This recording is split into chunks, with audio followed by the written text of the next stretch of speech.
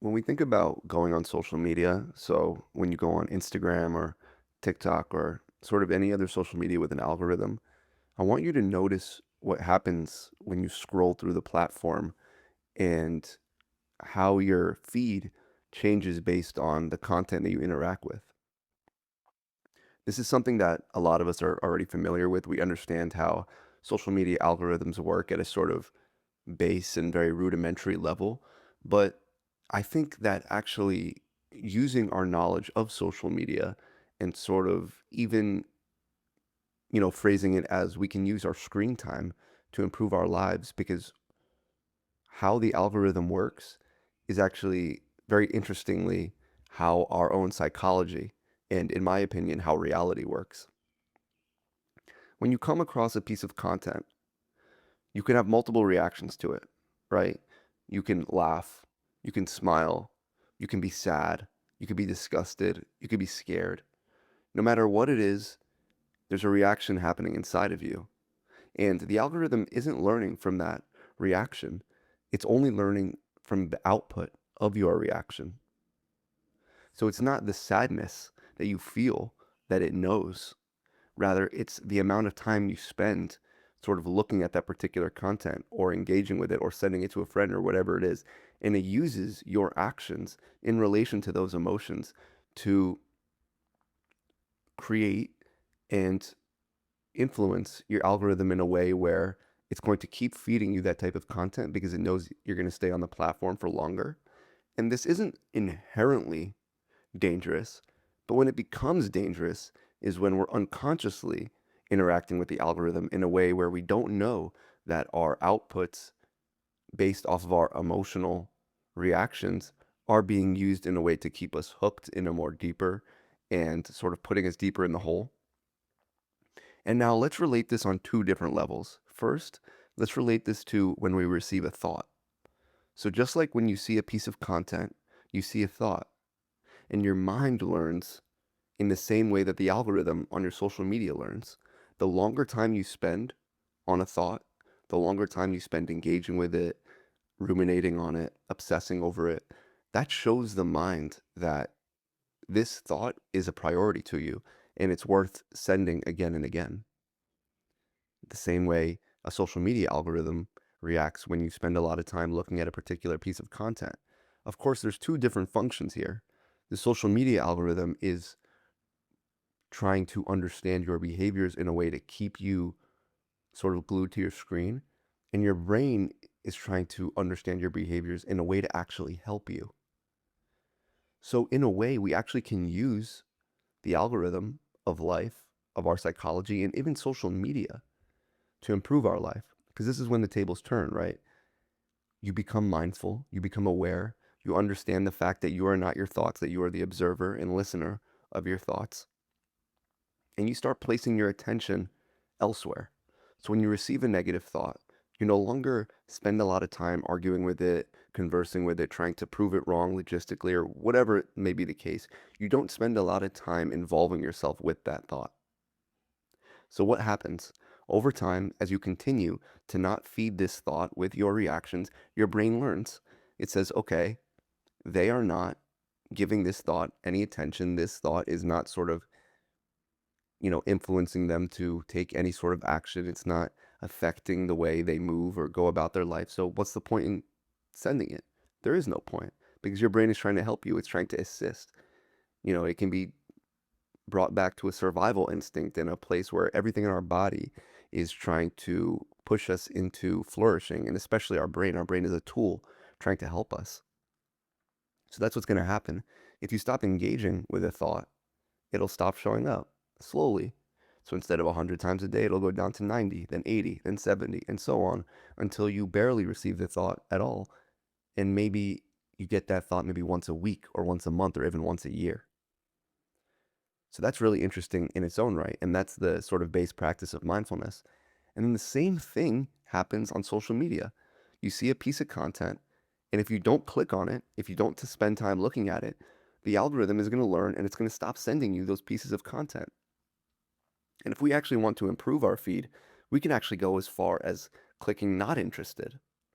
So that's a sort of hidden advantage in social media and in their algorithm that doesn't exist in our sort of psychological algorithm. It'd be nice if we can press a button in our own minds to say not interested and receive any of those thoughts, but no, we're going to have to withhold our reactions, and that's kind of the only way we can influence our psychological algorithm. And there's a second way as well, and I think this way is particularly interesting because I think it involves how we move through reality and the sort of events that come into our path and the situations that we align with, whether in people, relationships, in situations, whatever it may be. Because in a way, the way we live our lives and how reality responds to our actions is also an algorithm. Because if you spend all your time, you know, alone, if you don't do much, this is sort of as if you quit social media. If you just completely put your phone down and stop going on social media, it would have nothing to base your behaviors off of. It wouldn't know what to send you. And I believe that reality works in a very similar way. If you're not participating, if you're not putting yourself out there, if you're not leaving your comfort zone, sort of breaking past those limitations, then it has nothing to sort of give you because you're not giving anything to it. You're not putting any energy out there. You're not sort of, giving reality any way to read who you are as a person and sort of what you would align with. So, you're kind of stuck in that same loop that you've been stuck in that isn't really providing much for you. And a few times I've actually tried and I've experimented and I said, okay, let me work this theory practically. And alongside my sort of social media mindfulness, I'm also going to bring this same sort of attention into my own life. I'm going to treat my social media algorithm and the algorithm of my reality and my thoughts and my mind, I'm going to treat them the same. And what happens is, of course, the social media algorithm picks up much faster, right? All of a sudden, your feed is much cleaner. All the stuff you don't want to see, you actually don't see kind of in a matter of days, maybe even a day, overnight it happens because if you click disinterested, you don't see them. Maybe they'll reaffirm it a couple times just to make sure that kind of stuff isn't going to hook you. But the best way is if you really don't engage with those posts, if you really don't engage with those videos at all, you don't even click them. It's as if you don't even see them. That's how your feed really cleans up in a dramatic way. And in the same way, on social media, in the way that we're ignoring the negative posts, we can actually consciously click on the positive posts that could be educational or helpful in any way. And we don't even have to look at them. We don't even have to read them that much. But just clicking them is showing the algorithm the kind of content that we prefer. And this is the same that applies to our lives. We don't have to feel the sort of results of positive hobbies, of positive traits and positive habits. We don't have to feel the results of them right away, but we can sort of trust in the algorithm of reality to align and sort of clean up our feed and our perspective of life. We can trust that as we move differently through life, that life will also respond to us differently with the events that sort of fall in line with how we're moving forward in our path. And what I noticed is it happens very quickly. The social media cleanup, the sort of cleaning of your feed and the sort of differential, you can notice that within a day. You can notice that just by bringing a sort of conscious mindset into social media, you can notice it in a day. And this is actually a decent method to combating sort of doom scrolling and phone addiction because if you have the willpower to simply engage with different content, you don't even have to get off your phone right now. But if you want to combat your sort of paralysis in life, your sort of non-movement because you're always on your phone or you're always distracted, whatever it may be, just start by interacting with different content. That's it. Just have the willpower to interact with different content, even if it's boring. Even if it's boring at first, keep engaging with positive, educational, motivational content until you find something relatively stimulating about it. Because a little spoiler alert, what I have found is that there's nothing more stimulating than actually inciting a change in your life. There's nothing more dopamine inducing than that. Of course, you can get into scientific, and obviously there's things that are neurologically more dopamine inducing, but I don't even know if I phrased that right. But you know the point I'm trying to make, that when you're living your life and you see actual change, if you're running a business and you start to see you're scaling and you're starting to see success and improvement, that's a a high in its own, and that's a sort of purposeful passion that we can feed and that stimulates our brain in a really important and good way. Or if you're a musician and you're finally making that song you've always wanted to make or finish that album. These are all things that are making real differences in our life. When you make that piece of art, when you finish that album, you put it out, you don't know the results or the opportunities that can come of that. And you would have never done that if you didn't have this sort of conscious willpower and determination and motivation to do that. So, and this is how the algorithm of the algorithm of life works. You get in what you put out. And I don't mean that from a hardworking standpoint. It might ring true from a hardworking practical standpoint. I mean that from an actual metaphysical energy standpoint. And though it may be hard to prove, I invite you to simply notice in your own life. As soon as you leave your comfort zone, maybe within a day, you could start to notice a difference. And it's so crazy because we're all so used to living sort of unconsciously and under this sort of conditioning in the same way that we scroll on social media without any sort of awareness, without any mindfulness. A lot of us do the same in life. We go about our day to day, we kind of accept the cards that we've been dealt on a day to day basis, and we just sort of live without any sort of meaningful direction. And by direction, I don't mean if you're going to med school, becoming a doctor. I don't mean that sort of direction. That's a good direction. But I mean a left turn or a right turn simply because we want to, simply because the path that we're doing right now isn't fulfilling us enough to the point where we're satisfied with our lives. And what's going to happen is when we're not satisfied with our lives, we take that out onto the world. So now we're sort of entering a new phase, right? When we look at life as an algorithm, and we take responsibility, we take accountability for our actions, for the way that we react to our own inner system, our emotions, our thoughts, and we take responsibility for the way that we are interacting with life, for the sort of actions that we're outputting into reality. When we take responsibility for that, things begin to change in a good way and quite rapidly.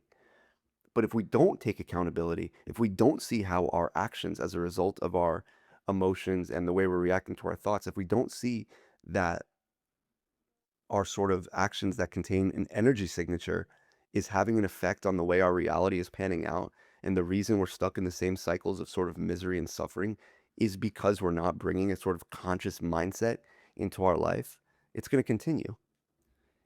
And those are the two sort of facets of the algorithm of life. And the same thing happens on social media. There's a quote unquote word going around, it's called brain rot. The more you engage with that sort of bad content, it's sort of just mind numbing. It's silly, right? It's content you shouldn't be spending your time doing. If you spend 10 minutes watching something so ridiculous, imagine if you spent 10 minutes a day meditating. I'm not saying you have to do that, but become aware of where you're placing your time. How much time is going into the nothingness of social media, of doom scrolling? And the same thing goes with life. How much energy are we giving to whether it be people or situations that are just simply not worth it? Time is fragile and time is limited. We don't have that much of it. So we should rapidly understand the reason for our misery. We should, in a rushed way, understand the algorithm of life in any way that we can. And if that means understanding the way social media algorithms work, then so be it. Because what I have found through my own living hypothesis of my own individual life is that the two are sort of directly correlated. And a great practice, a great starting point, if you've never sort of incited any change on your own in your life, if your life has sort of existed in a place of other people making decisions for you or taking the easier path or the more convenient path through most of your life, then start very small. Just influence the content that you're looking at on social media. Influence your algorithm. Just see how those small actions have a change. That can be a very simple, quick, and easy simulation to how the change in your life is going to happen too.